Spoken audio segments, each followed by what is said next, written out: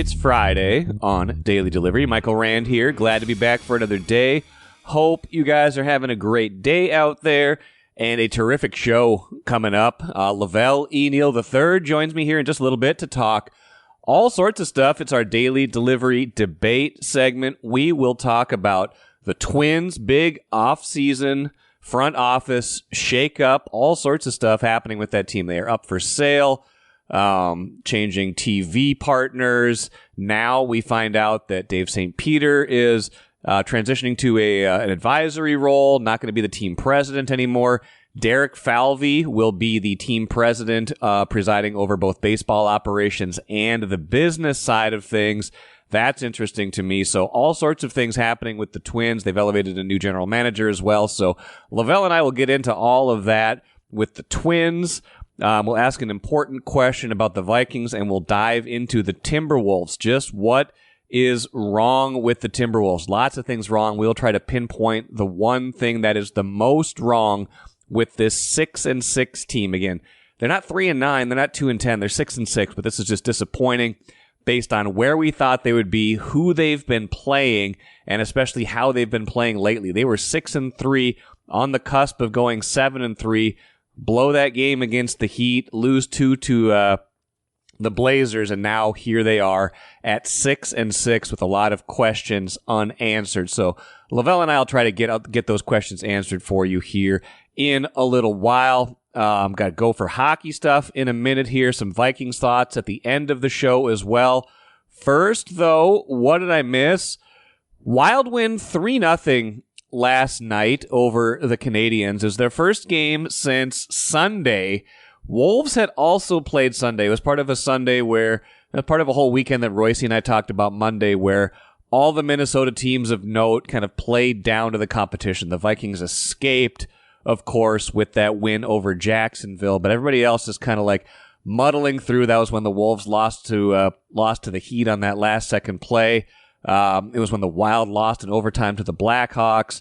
Gophers football had lost to Rutgers the day before. It was just not a great weekend. So since then, the Wolves have lost twice again. The Wild hadn't played. So the Wild get a chance Thursday night against Montreal to kind of right the ship. And lo and behold, they do it. They win 3-0. Solid win. Another great game for Philip Gustafson.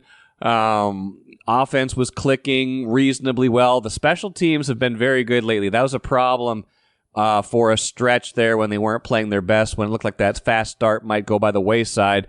The penalty kill hadn't been good. Penalty kill has been great lately. That's been a big key for them kind of continuing this on. So lo and behold, it is possible for a team to kind of come off of a disappointing loss, look a gift opponent in the face, and then take care of business. Unlike the Wolves, the Wild did that last night.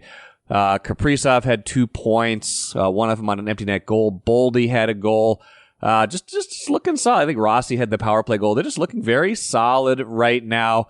However, injuries in this game became a story. They already lost Jonas Brodin to an upper body injury the other day.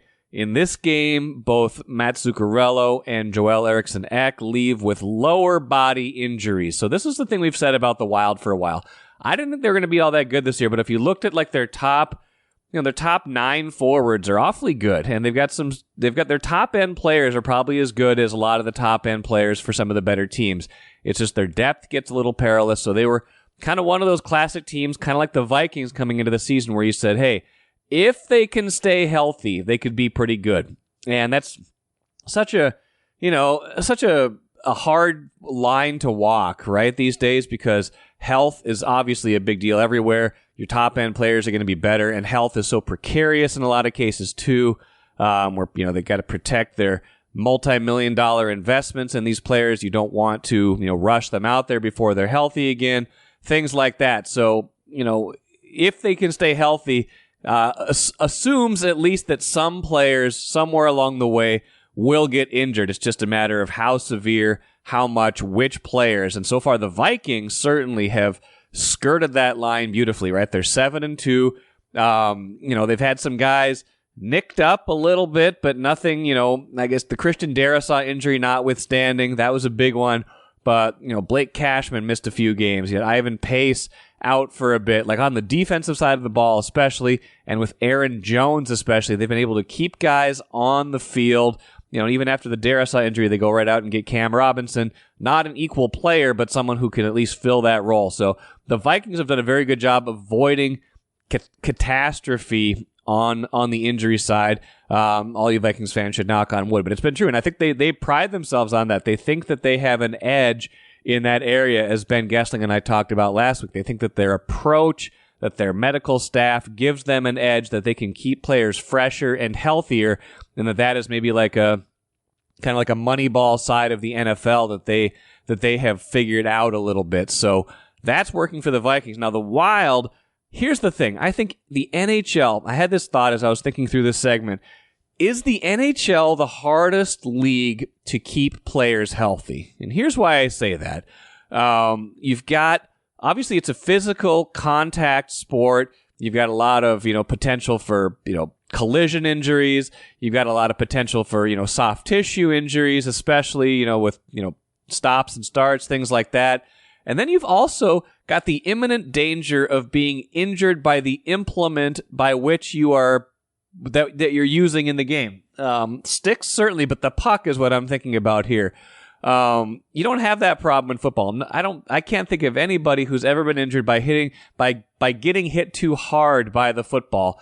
I don't think you've ever really seen a serious basketball injury resulting from someone getting hit too hard with the basketball. Maybe occasionally an errant pass or something like that could injure somebody, but I think that's very rare in those sports. Now, baseball, of course, you do see guys get injured, getting hit by a pitch or taking a bad hop, things like that, getting hit by the ball. That can cause an injury, a break, especially like a broken wrist, broken finger. You see that a decent amount for hit by pitches. But baseball, unlike hockey, is not as much of a contact sport. You don't run the risk of collision injuries, certainly soft tissue injuries, things like that, especially with pitchers, things like that. But hockey has the double whammy of collision injuries plus the injuries of soft tissue plus the injuries of getting hit by the implement of the game. So I'm wondering if hockey is a hard game to stay healthy. And of course, Zuccarello was hurt when he got hit by his own teammate's shot in this game. So just wondering if it's harder to stay healthy in hockey than in other sports. Wondering about that, even though these guys are all tough out there. Wondering how long it'll take for Eriksson Ek and Zuccarello to get back, and Brodin as well, because those are three of their best players. The Wild are going to need them, of course, all season long. Can they stay healthy? That is the big question. They're better than I thought, but can they stay healthy? Can they sustain this momentum even with some of these minor injuries, hopefully for them not turning into major ones? Quickly now to a hockey team that's maybe even hotter than the Wild. Gophers men's hockey team won again. They beat Bemidji State 5-3 on Thursday. They are 10-1 on the season. Royce and I were talking about this a little bit Monday, how they fly a little bit under the radar this time of year because so many other sports are happening. They themselves kind of don't really crank things up as seriously until after the winter break. That kind of coincides with football winding down. At least college football is winding down. NFL doesn't have too much left after that. So really, January, February, March is when we start to pay more attention to hockey. But these Gophers are 10-1. They've won 9 in a row, 4-0 on the road, 4-0 at home. This was a home game at Mariucci. So this team looks awfully good. Royce is saying that he thinks this could be the year for them. That's a lot of pressure to put on them, of course, because every year we say this could be the year. Then all of a sudden it sets up a scenario where anything short of a championship then becomes, was that a failure? I don't think that's a fair expectation to put on them. But this is a really good Gophers team, 10-1, 9 wins in a row after beating Bemidji State 5-3 on Thursday. It's time for the daily delivery debate with Velle E. Neal III. A day later than usual, Velle, thanks for accommodating my schedule, my sickness, having to take a day off and push it up ahead. But how are you today? I'm doing great. Doing a lot better than the Wolves and the Gopher basketball teams are. Oh man. Yeah, I didn't even put the Gophers on our list, but maybe that's to their benefit after losing to North Texas. I know that's tough because Ben Johnson's trying to prove that he can win with his very veteran squad of mercenary transfers. And he had his big guy, Frank Mitchell, finally in the lineup, and he put up a big goose egg. Yeah. That's not good luck. That's not good development. No, they're putting a lot on Dawson Garcia this year, and as good as Dawson is, he's going to need some help. We'll see if they get better as the year goes on. Debate topics, though. Number one, Lavelle, I kind of saved this for you today. What do we make of the shakeup in the Twins front office? In some ways, like not entirely unexpected, but Derek Falvey elevated to team president, kind of overseeing both the baseball and business operations. Derek Falvey moving there. Dave St. Peter moving into more of an advisory role, and then a change at GM as well. What do you think about all this? It's been crazy. It's since the last day of the regular season when they announced that like Rocco was coming back and Falvey was coming back, and everybody was like bummed there was no like big moves made to address what's going on. It's gone the other way. Falvey's gotten promoted, Yes. In a way. It tells you some of the stuff that's been going on behind the scenes. Now, Dave St. Peter has made a point saying they weren't intertwined, but, over the last year or two, the family's been kicking around the idea about putting the team up for sale. And Dave St. Peter has been looking for an exit strategy, and those two have kind of occurred during the same time frame. So it just looks like just a vast sweep of change going through one Twins way. I will say this in terms of St. Peter's decision to leave. It's been going on for a couple years. He's achieved a lot. I mean, the guy used to be an intern. He ran like a Twins pro shop in Richfield. He's gone from there to be one of the more important, well-known sports executives in the Twin Cities. For sure. It's a great run for a guy who, I wrote about this in my book, would ride in the family Plymouth station wagon with the third seat that was turned backwards. They would ride in from North Dakota to watch the Yankees play the Twins at the Met because his dad was a big Roger Maris fan, So his connection with the Twins goes back to his youth days. He's had a hell of a run.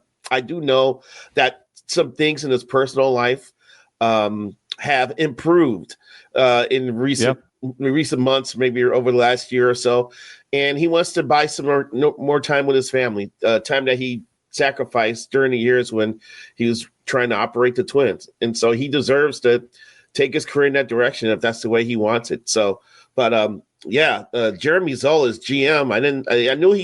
I knew when the Twins first hired him from the Dodgers that people said this guy's a future general manager. I figured he would go elsewhere for his chance, but he's getting his opportunity with the Twins. So you think about everything that's happened. Thad Levine moving on, Zoll stepping to his place, the team going up for sale, St.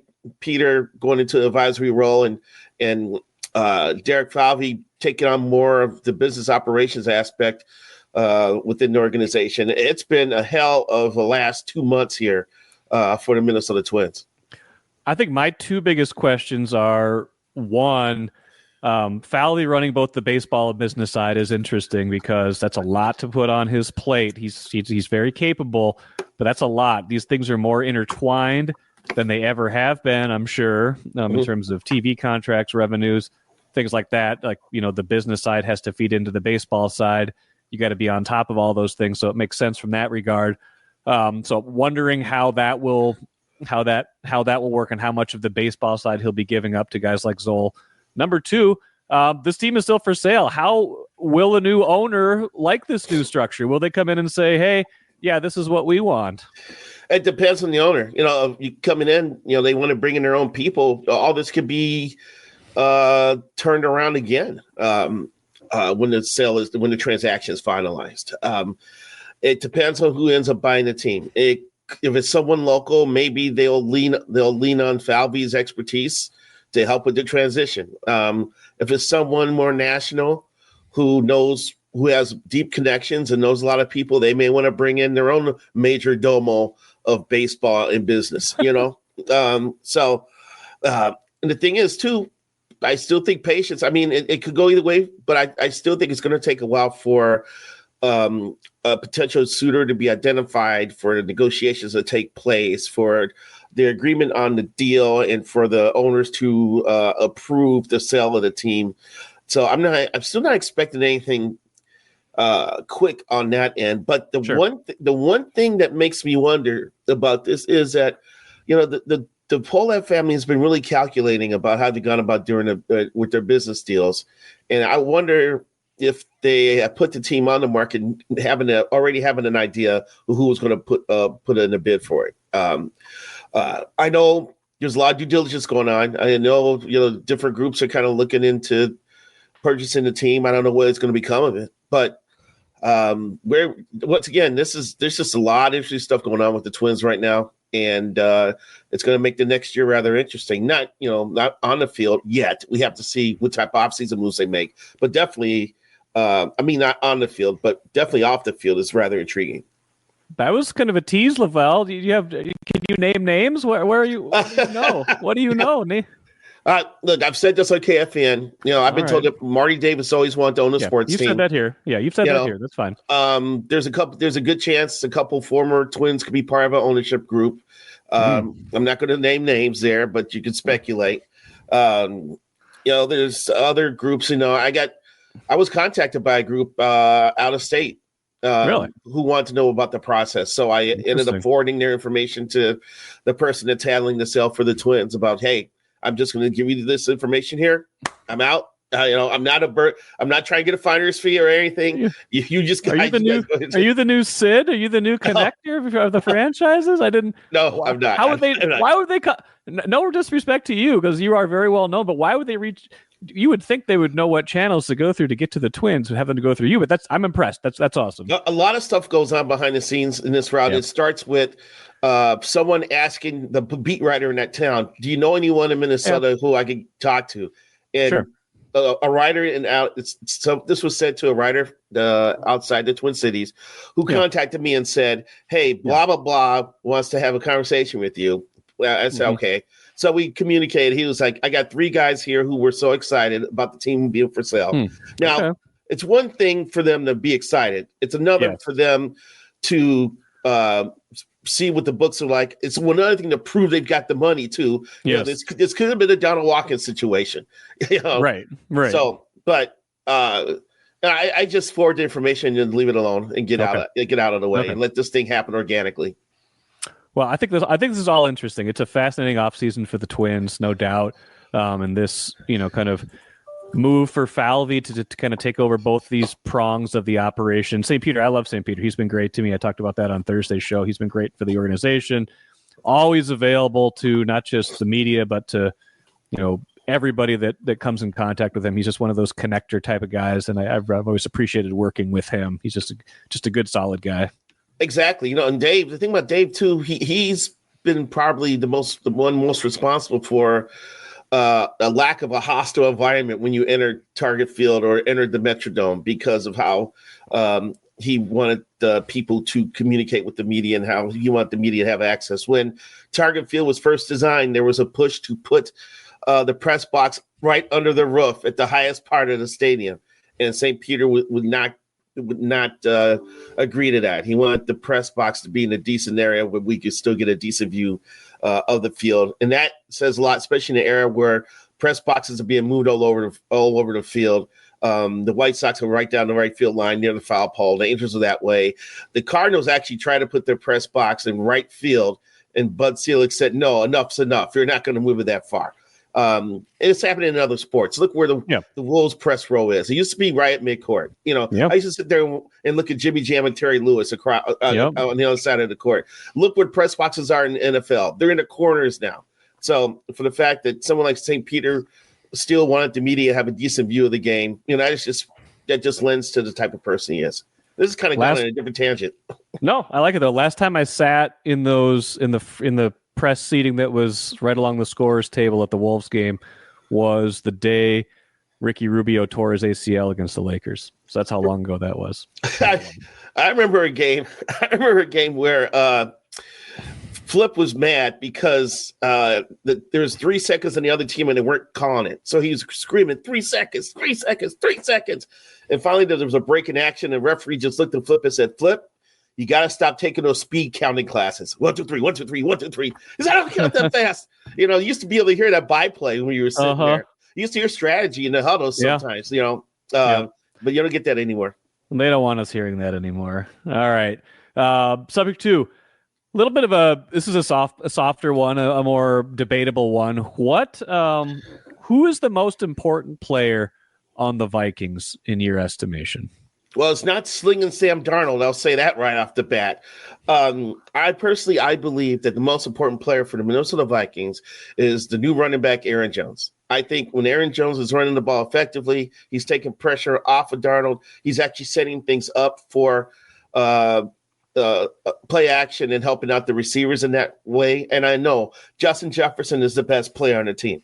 But when it comes to importance, I think they need balance in their offense. I think they need a capable running game to take some of the onus off of Sam Darnold's arm, which can be erratic at times. And I think Aaron Jones provides that. So I think he was the most important player on offense going into the season. And I think that's played out as the season has progressed. I'm going to take a contrarian approach and say that it is Sam Darnold, even if he's not the best player on the team. I think Jones certainly has shown his value, right? Like, we know what a running back like Aaron Jones can mean to the Vikings now, because they just really haven't had that in the Kevin O'Connell era. Like, when they had Dalvin Cooks last year in 2022, he was still like a threat to break away. He was a threat to catch passes, stuff like that. He was never the blocker, Aaron Jones. He was never quite the. I think who was it? I think I don't know if I remember if it was Suhan or Mark Craig the other day wrote about it, but wrote about how he gets the most out of every play, and that's how I felt about Aaron Jones since the start of the year. Like, even if there's just 2 yards to get on a play, he gets those 2 yards and puts you in 2nd and 8 instead of 2nd and 12. So from that standpoint, yes, but Darnold still they're only going to go as far or as short as Darnold, and he's shown that he has the ability absolutely to sink this team or carry it. Like, they can either be, first 3 games of the year, they looked like one of the best teams in the NFL because he was playing at an elite level, and I think he still played at least at an average level over the course of the year. But the last 3.5, 4 games have not been up to that early season standard. So they will only go so far as Sam Darnold takes them. I'd say Aaron Jones is a close second, but the quarterback's always got to be number 1, unless there's a true number 2 waiting in the wings, which there is not on this team. Actually, I think some of your points drive home my point, because you need reliability in that offense, and that's what Aaron Jones brings. Also, Kevin O'Connell came into this season saying, I'm ready to commit to the run more than I ever have.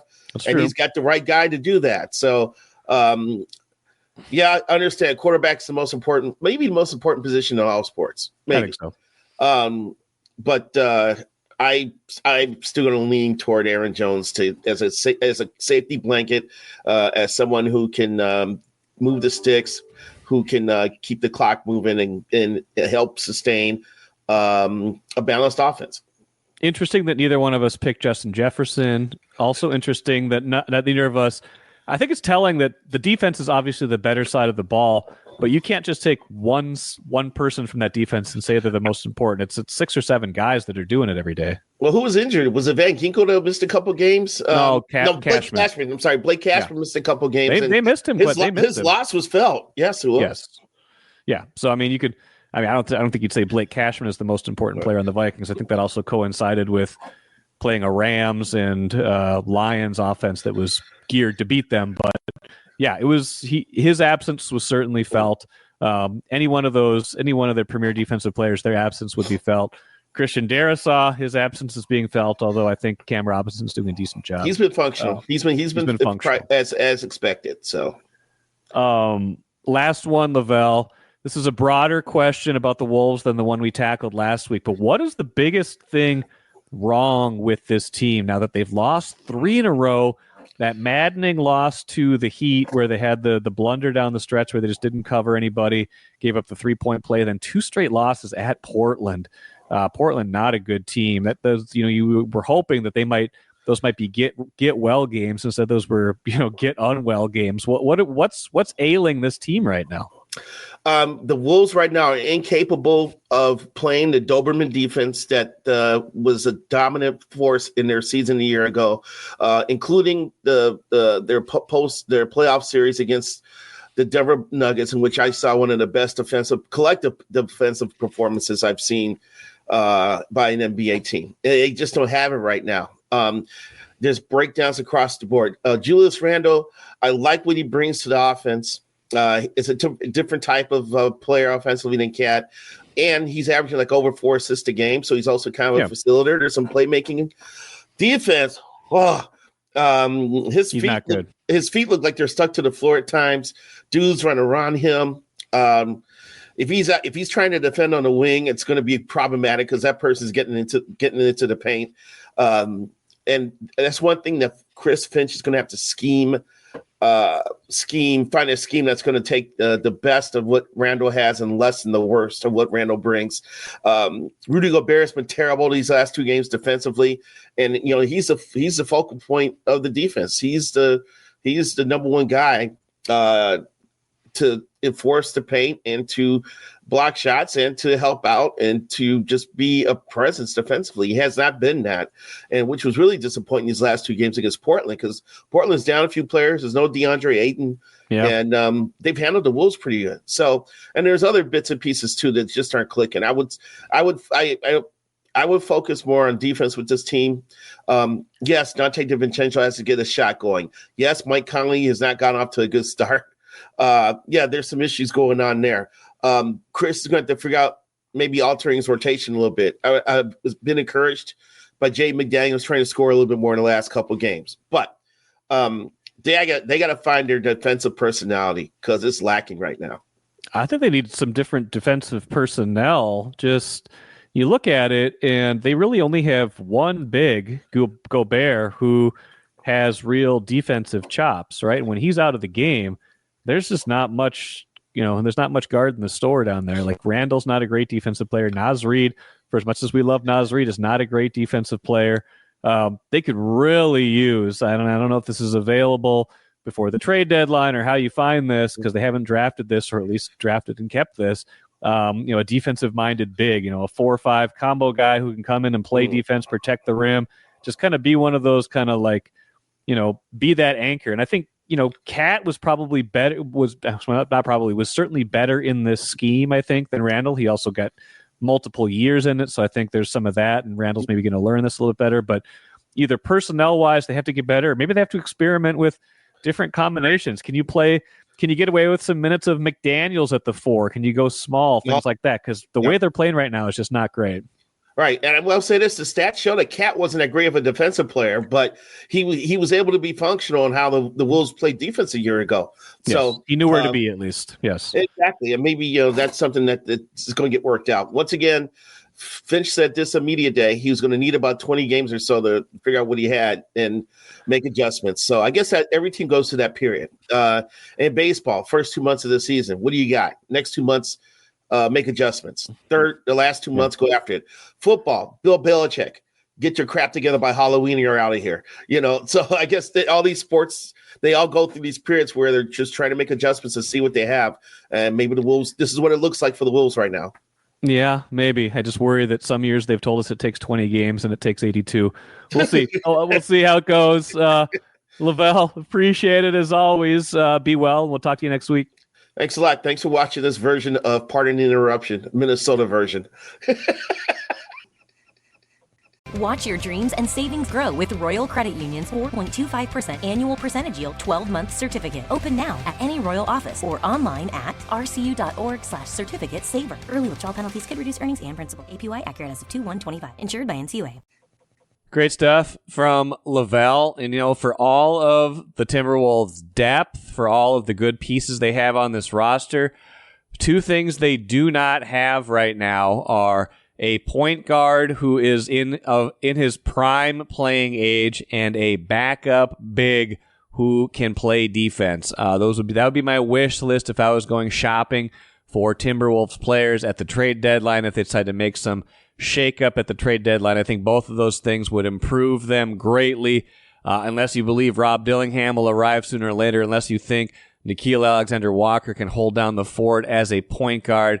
I just don't see it. I don't love it right now. I don't love their looks. I think you put too much on Alexander-Walker when you ask him to play those point guard minutes, or Dante DiVincenzo. I think they're better off with other alignments. So we'll see. maybe that's not their biggest issue. I think their biggest issue probably right now is just chemistry and timing more than anything, and that shows up on offense, that shows up on defense, that shows up in energy. It shows up everywhere. Can that improve, and how fast can it improve in a Western Conference that is loaded? Let's finish with the cooler. A couple things. One, not so serious. It sounds like J.J. McCarthy is buying Joe Mauer's old house. Love this. Passing the torch, one young athlete to another, buying Joe Mauer's old house. I'm sure Joe will be doing just fine, be building a new house that's bigger and better as their family gets bigger and better. So good for JJ. Good on Joe Mauer for keeping it in the Minnesota sports family. So that's kind of a cool story. Love to see that. And Gophers women's soccer team plays in the NCAA tournament tonight, hosting that game at Elizabeth Lyle Robbie Stadium, 6 p.m. Man, this brings me back. This is they've been in the tournament a whole bunch of times, but this is the first time they've been there since 2018. I covered their very first tournament appearance in 1995. That was my very first sports beat at the Minnesota Daily. I covered the soccer team that year. They turned out to be very good that year. They had the Big Ten's best regular season record. They did pretty well in the Big Ten tournament and went to the NCAA tournament. I do believe they played a freezing cold game in Madison, Wisconsin. Lost that game, season over. But I was there for the very first one. That was almost 30 years ago. It doesn't make me feel any younger to think about that. But that was a cool experience, a fun team to cover. So go support the Gophers in the tournament today, 6 p.m. if you get a chance. That will do it for me today. Like I said, lots of good stuff coming up next week. Royce on Monday, hoping to do a Sunday bonus show off the Vikings-Titans game. We'll see about that. And lots of other good stuff next week as well. So stick around for that. Have a great weekend. Back at it again later.